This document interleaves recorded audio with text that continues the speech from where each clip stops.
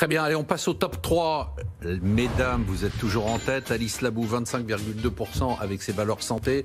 Virginie Robert avec ses valeurs américaines, 17,3%. Et Alain Pitou avec ses valeurs vertes, 14,9%. Louis Albert, vous êtes le petit nouveau. Vous avez le droit de nous donner 3 ou 4 recommandations pour faire votre petit portefeuille. On va commencer par les valeurs vertes. Ce qui est bien, c'est que c'est pas tarte à la crème. Hein. Ah, c'est obligatoire. Non, mais c'est obligatoire. Neoen, pour les valeurs vertes. Qu'est-ce que ça fait, ce truc-là? Neoen, ça fait de l'énergie renouvelable. C'est le leader français indépendant. Solaire et éolien. Ensuite, c'est déjà, c'est quand même c'est déjà bien valorisé. Ouais, c'est déjà bien valorisé. Le coût c'est pas grave. C'est un bon point d'entrée. Je pense que le coût est revenu de 10% là, donc c'est l'occasion de le payer un peu moins cher que la semaine dernière. Qu'est-ce qu'on achète d'autre? Non, je sais pas. Du côté santé, on peut mettre Virbac pour la santé animale. Modèle vraiment pharmaceutique animal, modèle très résilient. Ils vont réussir à générer de la croissance en 2020, ce qui est une bonne performance. Vous avez d'autres choses dans votre Oui, évidemment, j'ai d'autres choses. Allez-y.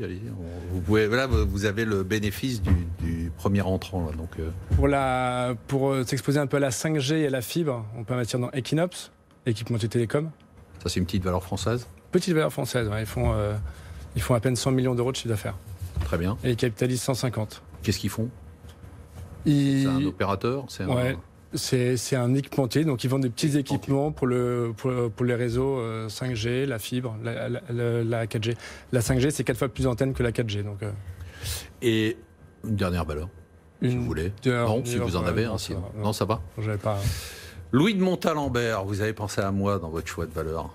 Bah oui. Bah oui. J'ai trouvé ça tellement touchant. Je me suis dit, allez-y, dites-le nous. Il y a les autres valeurs, vous ne me posez pas la question de savoir si si, mais allez-y quand même, parce que je voulais faire la transition. D'accord. Je voulais faire une transition drôle que vous venez de gâcher, mais c'est pas grave. C'est pas grave. Korian, donc le leader européen des maisons de retraite. Effectivement, je pense à votre avenir, peut-être au mien un jour, sait-on jamais. Ouais, mais beaucoup plus lointain. Beaucoup plus lointain. On aura un roi à ce moment-là. Oui, absolument. Et donc c'est le leader européen. Il faut savoir qu'il y a effectivement, c'est un thème à la mode. On parle de la silver economy. Il y a de plus en plus de personnes âgées. Il y a un problème sur la dépendance.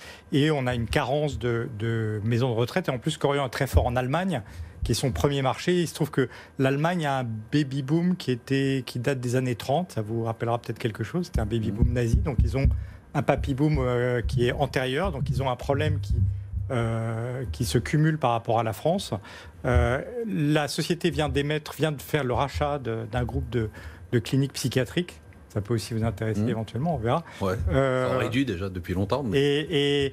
Et donc le cours a beaucoup baissé parce que le marché considère que le coût d'acquisition était important et en plus la direction a fait une émission de 400 millions d'euros d'actions nouvelles.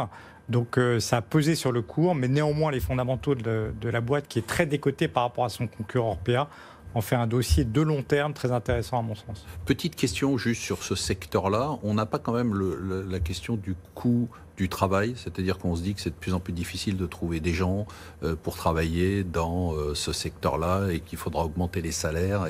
Est-ce qu'on n'a pas cette pression salariale qui peut être un élément? C'est une question. Si, il y a certainement cet élément-là, mais il faut savoir qu'une partie des coûts sont subventionnés.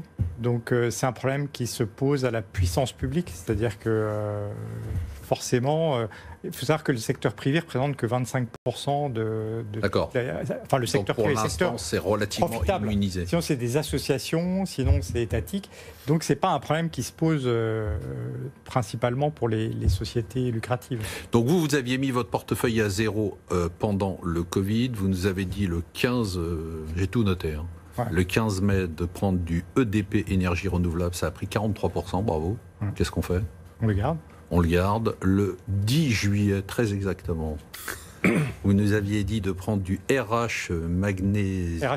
RH, vous aviez mal noté à l'époque. Non, c'est parce que j'ai une mauvaise vue. Et ça a pris 16,9%. Qu'est-ce qu'on fait? On garde? Ça, on garde, oui. D'accord. Et Clinigen, c'était le troisième, mais qu'est-ce qu'on fait? Ouais, ça, on garde. Ça n'a pas très bien marché. C'est très étrange, ça vaut très peu. C'est une pharma. Donc... On en rajoute ou pas?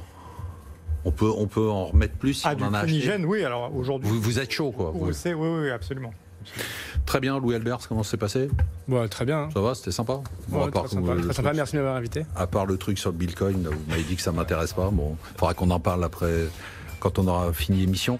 Merci de nous avoir suivis, merci à tous, merci à tous nos invités. On se retrouve la semaine prochaine pour une émission dont je peux déjà vous dire qu'elle sera absolument exceptionnelle.